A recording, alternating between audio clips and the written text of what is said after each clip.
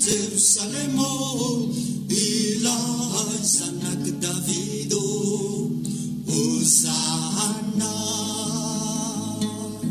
Ilun panzakanau Jerusalemo, ilai sanak Davido, Hosanna. Ri Jerusalemo, fufidin tumpu yanao. Jerusalemo, indawam naunatake. Jerusalemo, afuan tanianao. Sianan fukureja. Idun batakanao Jerusalemo, ilan sanak Davido, Hosanna.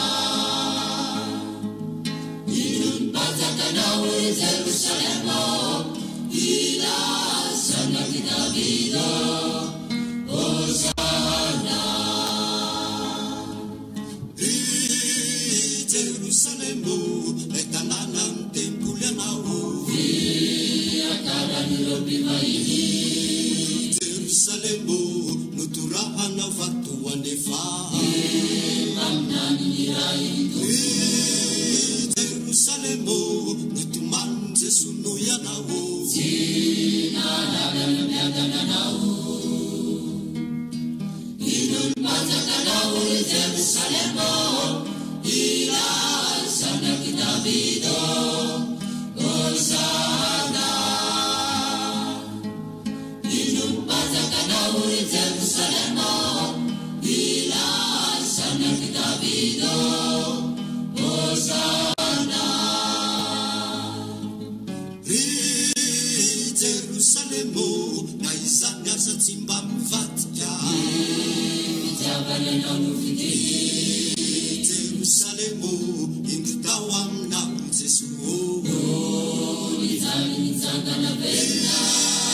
Jerusalemo, ditantira tatawang nao. Pamselantan tutulo. Idun patakanao Jerusalemo, ilan sanak Davido, Hosanna.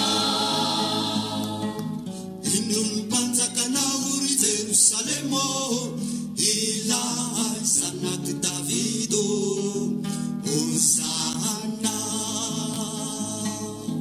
Inun panzakanao Jerusalemo.